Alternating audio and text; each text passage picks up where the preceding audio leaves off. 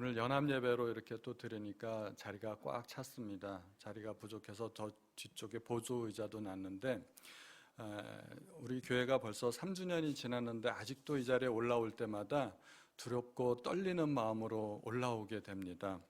그런데 저 뒤에 그 보조 의자를 놓으니까 꼭 심사위원석 같아요. 제가 무슨 시험 보는 것 같은, 면접 보는 듯한 느낌이 들어가서 더 떨립니다. 왜 이렇게 이게 만성이 안 되는지 잘 모르겠어요. 오늘 말씀은 종말을 기대하는 삶입니다. 요즘은 종말 이야기하기도 참 두려워요. 한번 이게 이단이 한번 휩쓸고 지나가면은 이제 다시는 같은 얘기하기가 참 힘들어집니다. 시한부 종말론 이야기가 대한민국을 한번 휩쓸었던 적이 있었죠. 그래서 이제는 자칫 잘못하면 뭐 종말 이야기하면 너도 뭐 이단이냐, 뭐 시한부 종말론자냐 그런 이야기들을 할 수 있는데, 가만히 보면 좋은 것들은 이단들이 다 갖고 갔어요. 구원 얘기는 구원파가 갖고 갔고, 이제 구원 얘기도 하기도 힘들고, 사실은 종말이 우리에게 있어서는 굉장히 좋은 겁니다. 무엇이든지 시작이 있으면 다 끝이 있기 마련입니다. 성경도 시작의 책인 창세기가 있고 마지막 책인 요한계시록이 있습니다. 하나님께서는 창세기로서 인간의 역사를 시작하셨고 또 요한계시록으로 인간의 역사를 마치실 것입니다. 창세기에는 죄의 기원이 나와 있고 요한계시록에는 죄에 대한 심판으로 끝을 맺게 됩니다. 하나님께서 천지를 창조하신 이야기로 시작되지만 요한계시록에서는 세상의 심판과 멸망으로 끝나게 됩니다. 그러나 이 멸망이 끝이 아니라는 것에 우리의 소망이 있는 것입니다. 또 다른 시작을 의미하는 것입니다. 요한계시록에서 보여주는 새로운 시작은 새 하늘과 새 땅의 시작입니다. 그러므로 요한계시록은 종말의 책이기도 하지만 새로운 시작을 알려주는 책이기도 합니다. 우리가 요한계시록을 이해하기 위해서는 반드시 하나님의 도우심을 필요로 해야 됩니다.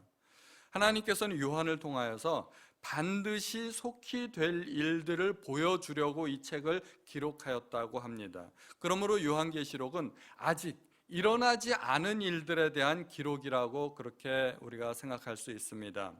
요한계시록을 읽다 보면 여러 가지 비밀스러운 언어와 상징들로 가득 찬 것을 보게 되는데, 그것은 요한이 그 사건들을 잘 이해할 수 없었기 때문에 그렇습니다. 우리 마지막에 있을 큰 전쟁에 관한 이야기도 요한계시록에 있는데, 마지막에 있는 전쟁을 보면 어떻게 될까요? 전투기가 등장하고 탱크가 등장하고 각종 미사일들이 날아다니고 또 핵전쟁이 일어날 수 있는 모습도 우리가 상상할 수 있는데, 만약에 요한이 그러한 모습을 보았다면 그것을 그 시대의 언어로 표현할 수가 있었을까요? 제대로 잘 이해를 못했을 거라고 생각이 됩니다. 그래서 요한은 자기가 알고 있는 상황으로, 알고 있는 단어로, 자기가 이해할 수 있는 범위 내에서 각종 비유와 상징적인 언어로 기록할 수밖에 없었을 거라고 생각이 됩니다.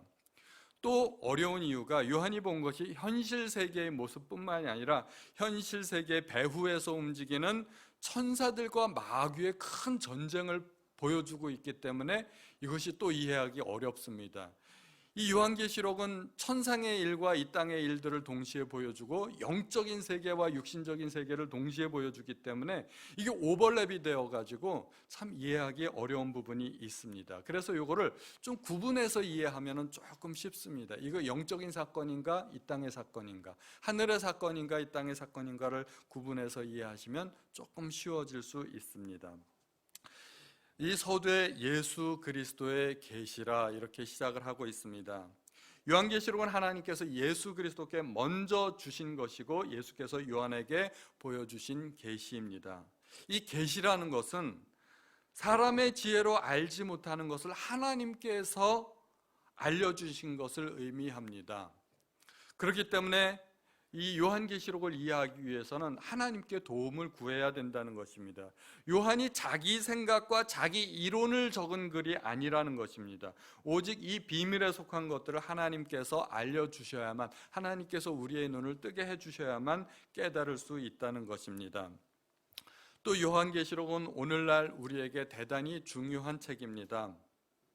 요한계시록을 강의하는 분들의 책을 제가 여러 권 읽어봤는데 그분들이 서두에서 하는 말이 하나같이 요한계시록은 어려운 책이 아니다 그렇게 시작을 하더라고요. 그런데 그 말이 사실이 아닌 것 같아요. 아무리 봐도 요한계시록은 어려운 책이 맞습니다. 요한계시록은 수많은 다양한 해석이 존재하고 또 해석 자체가 어려운 경우도 많습니다.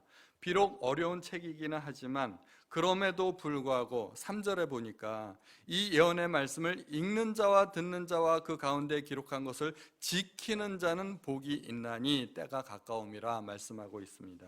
그러니까 요한계시록을 어떻게 해야 되나요?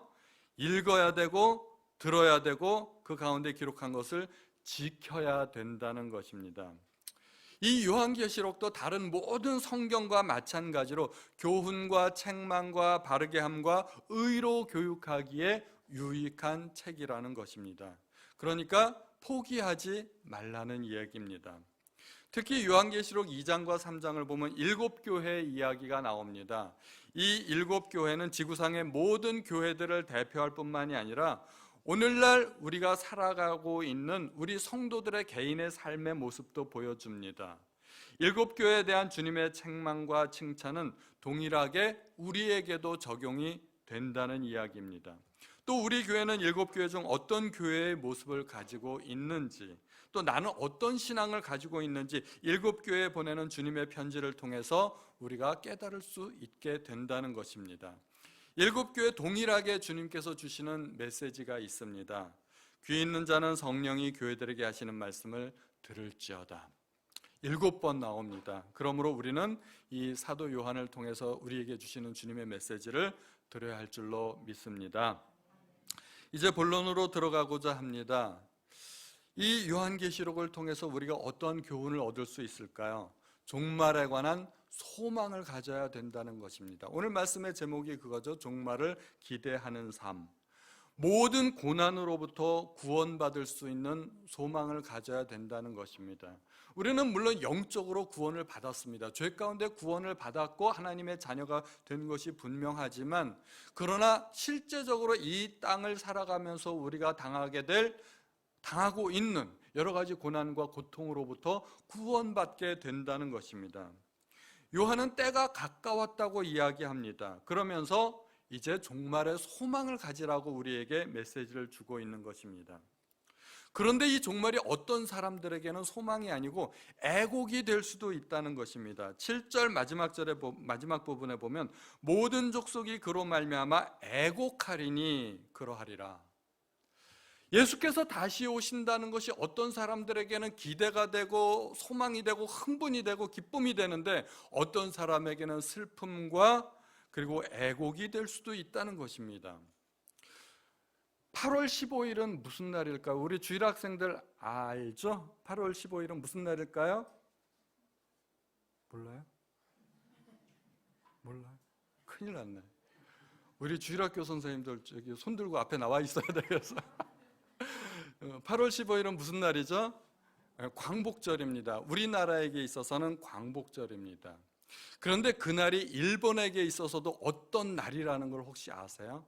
일본도 어떤 날이에요?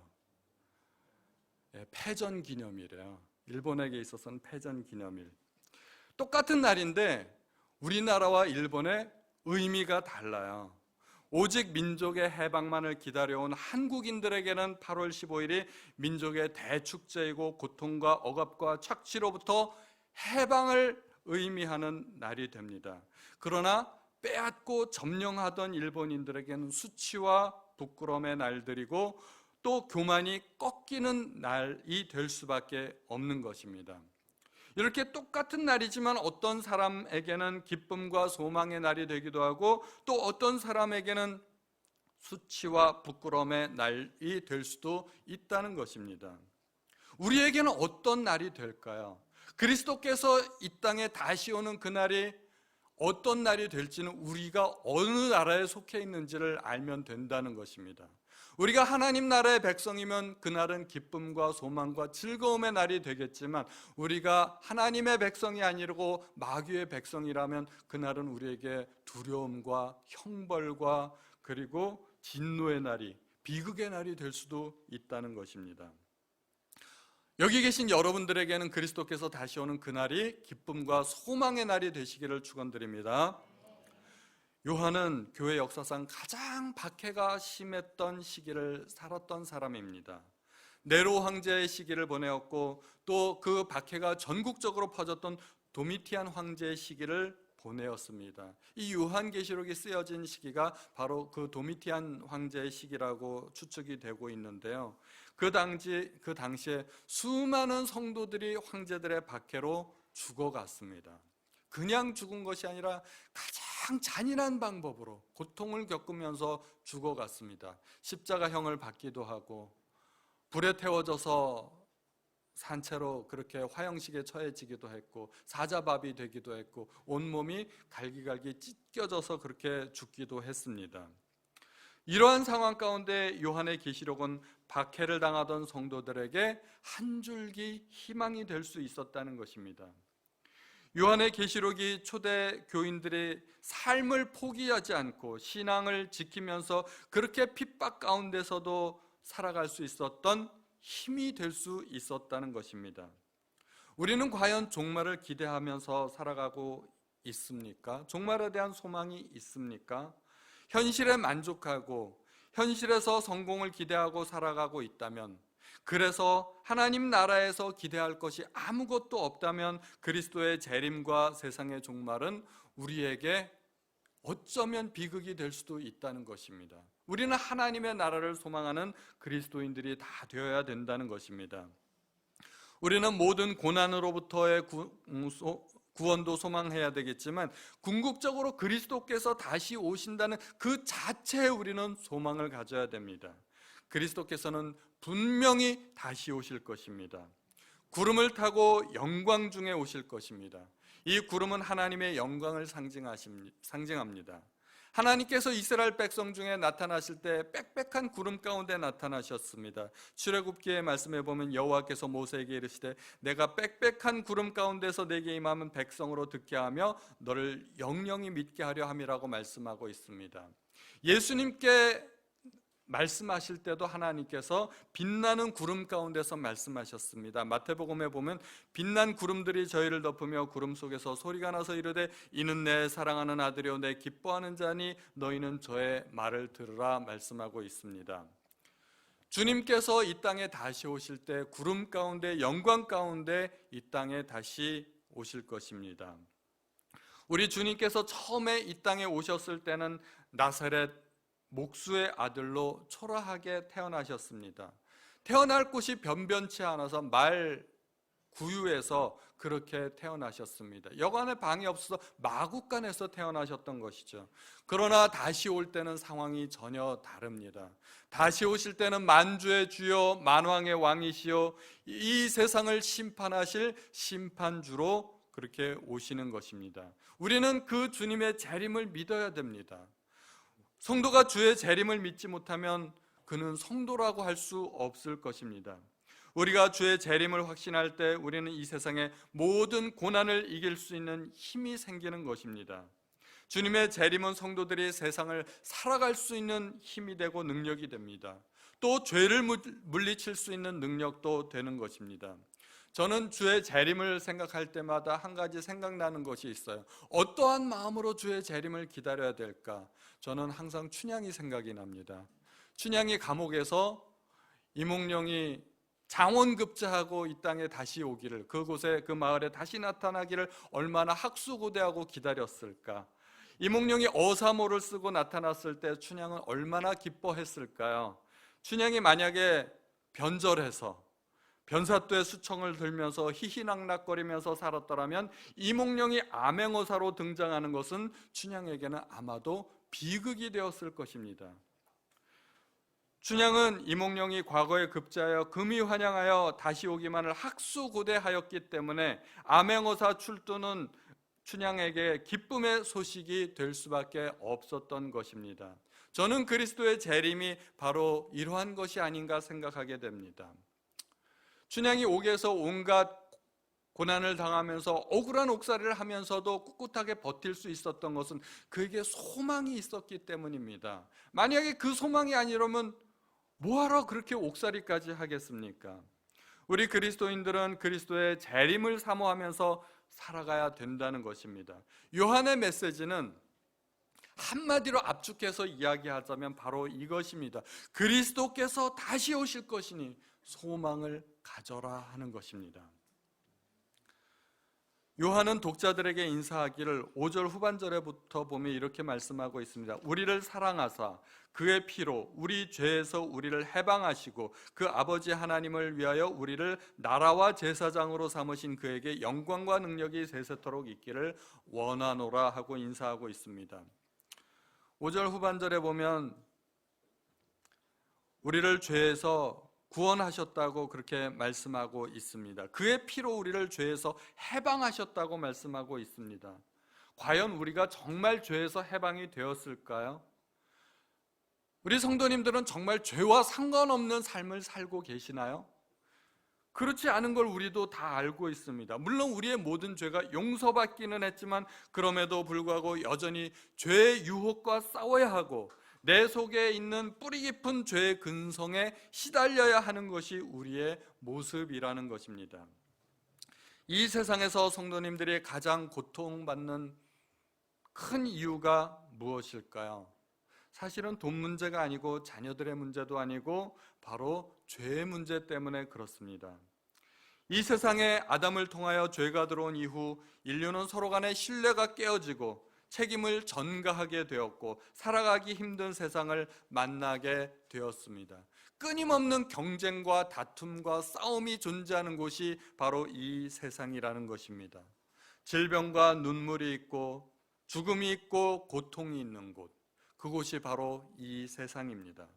인류의 고통의 근본 원인이었던 죄의 문제가 완전히 해결되고 하나님의 나라가 완전히 이루어지는 곳, 그곳이 바로 이 요한계시록이라는 것입니다.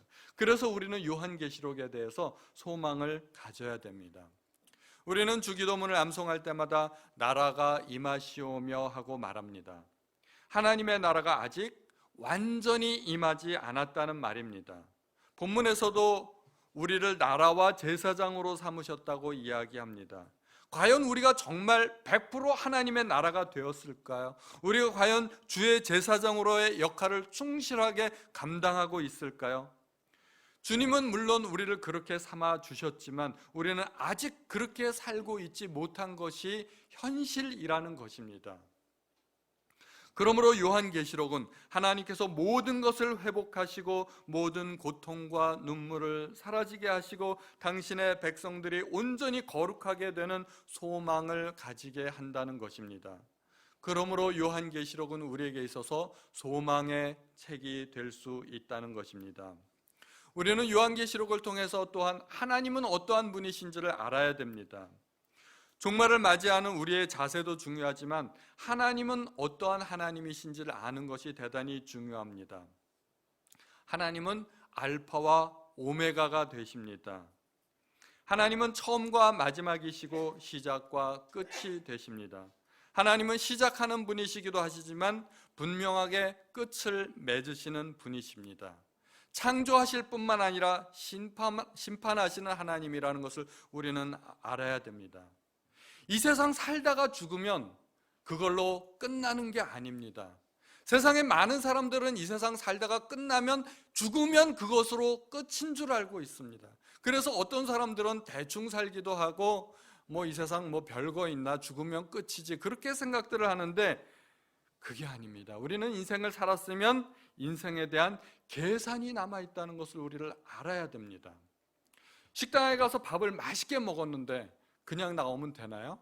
그냥 나가려고 그러면 주인이 붙잡죠. 손님 아직 계산 안 하셨는데요. 그러니까 계산해야 됩니다. 밥 먹었으면 계산하는 것처럼 우리도 인생 살았으면 계산을 해야 됩니다. 바둑을 다 두면 반드시 계가를 하죠. 누가 몇 집으로 이겼는지 계가를 하게 됩니다. 모든 경주에는 출발점이 있고 도착지가 있습니다. 모든 경기를 마치면 우승자를 가리고 시상식을 하게 되어 있습니다. 인간 역사는 반드시 종말을 고하게 되어 있습니다. 우리는 마치 종말이 없는 것처럼 그렇게 살면 곤란하다는 것입니다. 시작을 했으면 끝을 염두에 두고 살아야 된다는 것입니다. 어떻게 사는 것이 끝을 염두에 두고 사는 현명한 방법일까요? 그것은 하나님과 동행하는 삶이라는 것입니다. 사람이 언제 가장 정직해지고 언제 가장 숭고하고 고상한 그러한 상태가 될 수 있을까요? 그것은 죽음을 앞둔 순간일 것입니다. 예를 들어 어떤 사람이 암 선고를 받고 수명이 3개월밖에 남지 않았다고 한다면 그는 그 남은 3개월을 가장 소중하게 보내기 위해서 많은 노력들을 할 것이라고 생각합니다. 마찬가지로 우리도 종말을 의식한다면 우리가 좀 더 거룩하게 살아가게 되지 않을까 그렇게 생각을 하게 됩니다. 만약에 주님이 내일 오신다면 우리의 삶에 있어서 조금 오늘을 살아가는 삶이 달라져야 할 부분이 있지 않을까요? 분명히 달라질 부분이 있다고 저는 그렇게 생각을 하게 됩니다. 저는 그것이 성경에 나타난 노아의 삶이라고 생각을 합니다. 또 무두셀라의 아버지였던 에녹의 삶이기도 했습니다. 여기서 성경 퀴즈를 잠깐 하나 드릴까요? 성경에서 가장 오래 산 사람은 누구일까요? 무두셀라. 무두셀라입니다. 무두셀라가 굉장히 오래 살았죠. 무두셀라의 아버지가 에녹이었다는 것을 기억하시기 바랍니다. 에녹이 그를 낳고 300년간 하나님과 동행하다가 죽음을 경험하지 않고 하나님 곁으로 바로 갔습니다. 하나님과 동행한다는 말은 하나님의 뜻에 맞춰 사는 것을 말합니다. 에녹은 처음부터 하나님과 동행하는 삶을 살았을까요? 창세기 5장 22절의 말씀을 보면 에녹에 대한 말씀이 있는데 무두셀라를 낳은 후 300년을 하나님과 동행하며 살았다고 합니다. 그러니까 에녹은 정확하게 무두셀라를 낳고서 하나님과 동행하는 삶을 더 깊이 있게 살지 않았을까 생각이 됩니다. 물론 그 전이라고 해도 대충 살았던 건 아니겠죠. 그러나 무두셀라를 낳고 나서 더 긴장된 삶을 살았다는 것입니다. 무두셀라라는 그 이름에서 그 이유를 우리가 짐작해 볼 수가 있습니다. 무두셀라라는 이름의 뜻은 창 던지는 사람을 의미한다고 합니다. 그런데 무두셀라를 좀 다른 의미로 보면 보낸다라는 의미의 무두와 그가 죽을 때라는 의미의 셀라가 합쳐진 단어로서 그것을 합치면 그가 죽을 때 심판이 온다라는 뜻이 될 수 있다고 합니다. 그렇게 해석을 할 수 있다고 합니다. 무두셀라가 죽으면 세상에 종말이 온다는 것이죠. 그가 죽은 후에 심판이 있으리라는 이름의 뜻처럼 하나님의 심판이 정말 왔을까요? 성경의 연대기를 통해서 우리가 수학적으로 한번 계산을 해볼 수 있습니다. 무두셀라의 나이를 한번 분석해 보면 무두셀라가 처음에 라멕을 낳게 됩니다. 라멕을 낳았을 때가 187세가 됩니다. 그리고 182년이 더 흘러서 라멕이 노아를 낳게 됩니다. 그리고 600년이 더 흐르면 노아가 600세가 됩니다. 이때 무두셀라의 나이가 969세가 됩니다. 187, 182, 600을 다 합하면 무두셀라의 나이가 969세가 되는데 무두셀라가 969세에 죽죠. 그때 노아의 나이가 600세입니다. 노아의 나이가 600세 때 세상에 무슨 일이 있었는지 혹시 아시나요? 그때 세상에 대홍수가 있었던 것입니다. 노아의 때 홍수 심판은 무두셀라가 죽은 후 심판이 있으리라는 이름의 예언처럼 그대로 이루어지는 것입니다. 이게 성경의 연대기를 아무것도 아닌 것처럼 보이지만 잘 따져보면 참 묘한 사실을 발견하게 됩니다. 그 속에서 약속하신 하나님, 한치의 오차도 없는 하나님을 우리는 다시 한번 발견하게 됩니다. 에녹은 그 때문에 하나님과 더욱더 동행하고 들림을 받았지 않았을까 싶습니다. 아들을 보면서 이 아들이 죽으면 하나님의 심판이 임한다 하는 것을 늘 염두에 두고 살았다는 것입니다. 예를 들어서 제가 아들을 낳았는데 하나님께서 아들의 이름을 점지해 주셨다면 어떨까요? 그 아들의 이름을 심판이라고 지어라. 그럼 제가 아들을 부를 때마다 심판이라고 부르겠죠. 이름이 류심판입니다. 심판아 이리 오너라. 심판아 밥 먹어라. 심판아 숙제했니? 심판아 심부름 좀 하거라. 제가 뭐 부를 때마다 심판이 나오는 거죠. 그러면 얼마나 긴장하면서 살게 될까요? 하루에 한 번도 심판을 염두에 두지 않고 살 수가 없을 겁니다. 제 머릿속엔 늘 종말과 심판에 대한 생각으로 가득 차 있을 것입니다. 그래서 에녹은 무두셀라를 부르면서 그렇게 하나님과 동행하면서 살 수밖에 없었지 않았을까 하는 것입니다. 여기에 우리가 또 한 가지 중요한 사실을 생각해 볼 수 있습니다. 무두살라는 왜 그렇게 오래 살았을까 하는 것입니다. 그것은 하나님은 노아의 심판을 1000년 가까이 참으면서 연기하셨다는 것입니다. 우리는 뭔가 빨리빨리 이루어지는 것을 굉장히 미덕으로 생각하는 그런 경향이 있습니다. 빨리 출세하고 빨리 성공하고 그런 것이 미덕인 것 같죠. 그러나 하나님은 에녹을 통해서 사람들에게 심판이 있을 거라고 예언하고 1000년 가까이 969년 동안 참고 참으시면서 한 사람이라도 더 구원하시려고 기다리고 인내하셨다는 것입니다. 유다서에 보면 에녹이 심판을 선언했다는 그런 내용도 나오고 있습니다.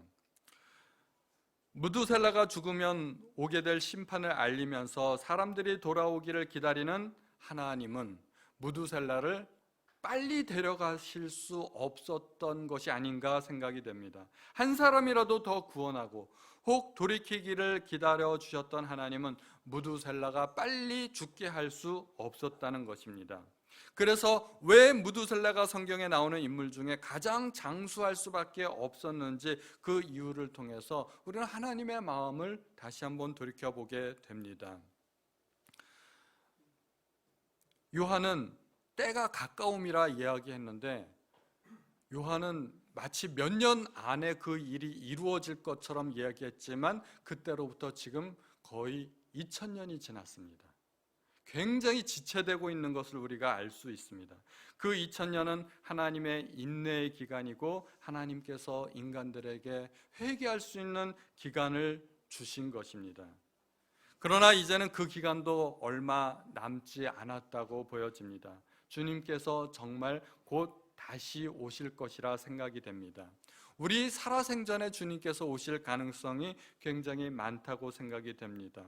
또 오해하지는 마세요. 제가 시한부 종말론을 이야기하는 것은 아닙니다. 우리의 소망이고 기대라는 것입니다. 예전에 제가 즐겨 부르던 복음성가 찬송가가 있습니다. 죄 많은 이 세상은 내 집안이네, 내 모든 보화는 저 하늘에 있네, 저 천국 문을 열고 나를 부르네, 나는 이 세상에 정들 수 없도다. 오 주님 같은 친구 없도다. 저 천국 없으면 난 어떻게 하나, 저 천국 문을 열고 나를 부르네, 나는 이 세상에 정들 수 없도다. 성도님들의 귀를 위해서 1절만 하겠습니다. 나는 이 세상에 정들 수 없도다. 이것이 이 노래의 핵심 가사입니다. 우리 성도님들은 어떠신가요? 세상에 정 드셨나요? 아니면 정 떼고 계신가요? 이미 정 들어버리신 분들은 어떻게 하면 좋아? 너무 정 들어서 세상을 떠날 수 없는 분들이 계시죠? 왜 그렇게 정이 들었을까요? 세상이 좋아 보이니까. 이 세상은 우리 성도가 잠시 거쳐가는 나그네 길에 불과합니다. 우리의 참 소망은 하늘에 있어야 됩니다. 하늘에 우리의 소망이 있다는 것은 주님의 재림을 기대하는 것이고, 그러려면 우리는 이 땅에 소망을 두지 말아야 됩니다. 바울이 이야기한 듯이 우리의 시민권은 하늘에 있다는 것입니다. 우리가 주님의 재림을 소망하지 않는다면 그것은 하나님의 나라가 얼마나 좋은 곳인지 아직 잘 몰라서 그럴 수 있다는 것입니다. 우리가 하나님의 나라를 알게 된다면 더 이상 이 세상에 미련과 집착을 가지지 않아도 좋을 줄로 믿습니다. 사도 바울은 할 수만 있다면 육신의 장막을 벗고 하나님과 함께 있기를 소망했습니다. 그러나 사도 바울은 궁극적으로 이 땅에 있기를 선택했는데 그것은 하나님께서 주신 사명 때문에 그렇습니다. 우리에게 만약에 펜트하우스와 초가집 중에서 한 곳을 선택해서 살려고 그러면 여러분들은 어디를 선택하시겠습니까? 초가집을 선택할 사람은 아무도 없을 것입니다. 우리에게 펜트하우스보다 더 좋은 곳이 있는데 우리가 왜 이 세상을 소망하면서 살겠습니까? 우리가 이 세상을 살아가는 것은 단지 하나님께서 나에게 주신 사명이 있고 하나님께서 나에게 주신 생명의 기한이 있기 때문이라는 것을 기억하시는 우리 성도님들 다 되시기를 바랍니다. 우리 찬송가 176장 함께 부르실 때 주님의 재림을 소망하시는 우리 성도님들, 주님의 그 날을 소망하시는 성도님들 되시기를 바랍니다.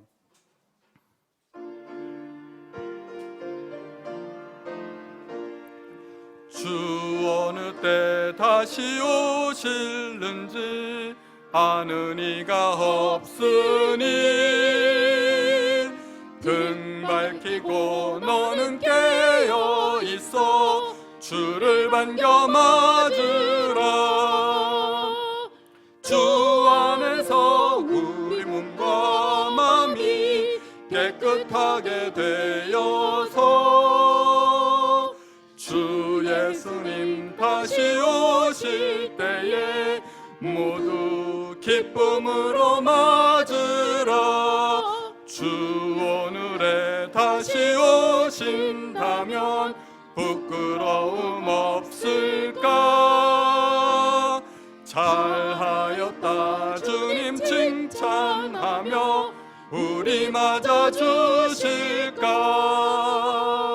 주 안에서 우리 몸과 마음이 깨끗하게 되어서 주 예수님 다시 오실 때에 모두 기쁨으로 맞으라.